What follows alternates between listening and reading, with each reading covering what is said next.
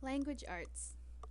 Fables are stories that are meant to teach a lesson, often through the actions of animals that act like people. Literary elements. The moral of a fable is the lesson it illustrates, which the reader can apply to his or her life. Metaphor is a type of figurative language that compares two different things or actions to show a likeness between them without using like or as. The Fox and the Crow, retold by Mei Kirimoto. A ravenous crow kept a watchful eye on a family eating a picnic lunch.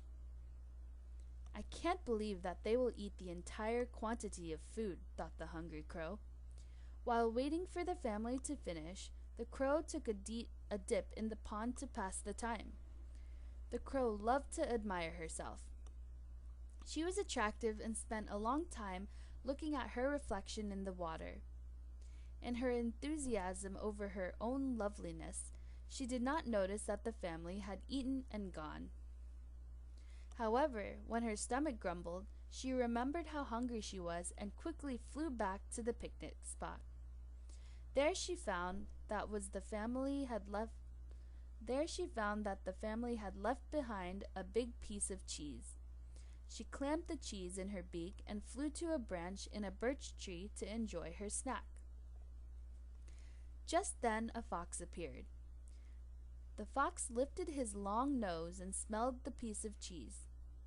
"Where could the cheese be?" said the tricky fox to himself. "I must investigate.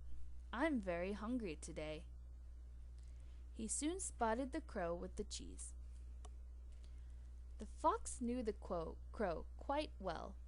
He looked up at her and graciously said, "Why, Miss Crow, don't you look lovely?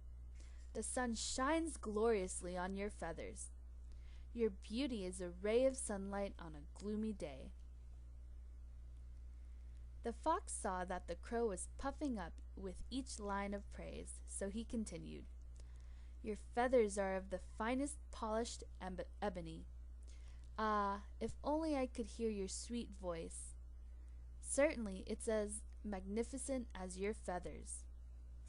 The crow immediately wanted to prove that she did indeed have an impressive voice. She opened her beak and began to sing "caw, caw, caw" with tremendous volume. As she sang, the cheese fell to the ground. Faster than a blinking eye, the triumphant fox scooped up the cheese and ate it. "Dear Miss Crow," said the fox as he licked his lips, "your voice may be lovely, but you should think before you act." Moral: do not trust someone who gives too much praise. This metaphor compares beauty to a ray of sunlight. The moral teaches a lesson. Connect and compare. Number 1. Give an example of the use of metaphor in the fable. Explain your choice. Metaphor. Number 2. What does the fox know about the crow that allows him to trick her? Analyze. Number 3. Think about the fox and the crow and the catch of the day. How are the fable and the play similar? How are they different? Reading, writing across texts. Writer's craft. Precise words. Good writers use precise words to convey meaning.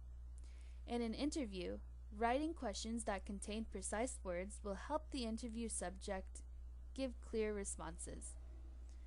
Write an Interview by Elsa T. Q.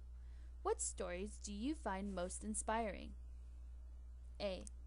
The stories that inspire me the most come from Brazil. I like the trickster tales. Q. Can you summarize the tale that explains why bats sleep during the day? A. Yes, that's the tale about a little bat who steals sleep from a lizard. The selfish lizard wants sleep all for himself. The bat tricks him and shares sleep with the whole world. As a reward, the moon shines its brilliance so the bat can sleep during the day and play at night. Q. I love that story. Why do you like to tell stories? A. They help me to remember Brazil, and I like to share my family's culture with others. I interviewed my best friend, Maria. I used precise words to ask about a particular story. Your turn. Does anyone in your family like to tell stories? Interview this person about why stories are important. If no one in your family is a storyteller, interview a librarian at your local library. Prepare your questions beforehand. Use the writer's checklist to check your writing. Writer's checklist. Ideas and content. Did I choose the best person to interview? Organization. Did I present what I learned from the interview in a way that makes sense? Voice. Will the readers feel as though I am talking respectfully to the person I interviewed? Word choice. Did I choose precise words that will be easy for my readers to understand? Sentence fluency. Did I use a variety of sentence types? Will readers want to keep reading? Conventions. Have I used apostrophes and possessives correctly? Did I check my spelling?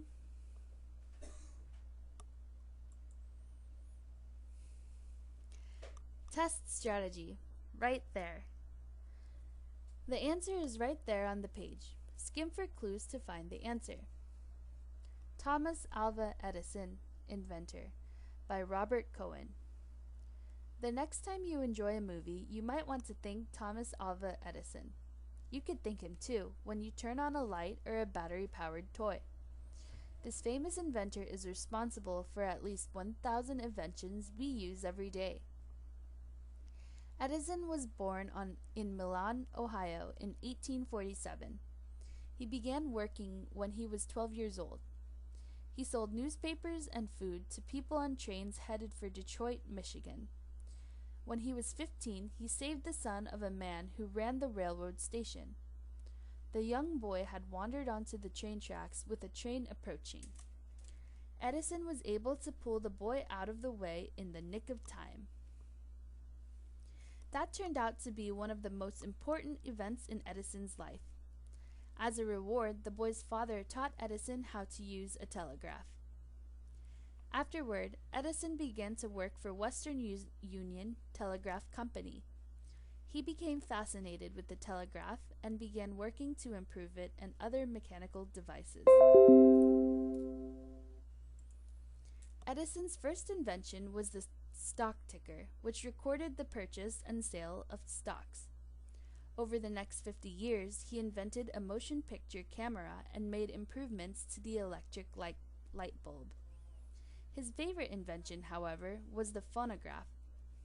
Edison discovered that he could record sound on cylinders coated with tinfoil. He made a machine that had 2 needles. One of the needles recorded sound, and the other one played the sound back. When Edison talked into the mouthpiece, the sound vibrations created by his voice made indentations on a cylinder, which were then recorded. The first words he recorded were, "Mary had a little lamb." Not everything Edison worked on was a success, however. He also had a few failures. Take, for instance, Edison's interest in cement. He started the Edison Portland Cement Company in 1899. He wanted to make everything out of cement, including furniture, pianos, and houses. Concrete cost a great deal of money at the time, and the idea never took off. He also worked on machines to process iron ore, which were never successful either. Edison believed in working long hours, and sometimes he worked more than 20 hours a day. He said, "Genius is 1% inspiration and 99% perspiration." He set a goal in 1876 to have one major invention every 6 months, and he came very close to that goal. During his life, Edison applied for and received more than 1,093 patents and the most ever issued to one person. He enjoyed designing new things, but he wanted people to actually use them. Edison's successes make our everyday lives easier. To honor Edison, President Herbert Hoover ordered all electric lights dimmed for 1 minute on October 21, 1931, a few days after Edison's death. Some of Thomas Edison's invention. 1869, a universal stock ticker. 1872, automatic telegraph system. 1877, a phonograph. 1879, an incandescent light bulb. 1891, motion picture camera. 1896, fluorescent electric lamp. 1914, electric miner's safety lamp. Directions. Answer the questions. Number 1, an important event in Edison's boyhood was A. Inventing a motion picture camera. B. Working at a cement plant. C. Saving someone's life. Or D. Winning a fortune. Number 2, reread the timeline on page 512. During which decade was the phonograph invented? A. 1860s. B. 1870s. C. 1880s. D. 1890s. Number 3, why might you want to thank Thomas Edison? A. He was a great writer. B. He invented many of the things we use every day. C. He told funny stories. Or D. He started an art museum. Number 4, based on what you have read in the selection, would you have enjoyed working with Thomas Edison? Explain why or why not. Number 5, how did Edison make everyday life easier? Use details from the selection in your response. Writing prompt. Write a news article about one of Edison's inventions. State what the invention is, when it was created, and what it does. Include reasons why the invention is important. North Pole, South Pole. Talk about it. What images come to mind when you think about the North and South Pole? Why would it be exciting to explore these places?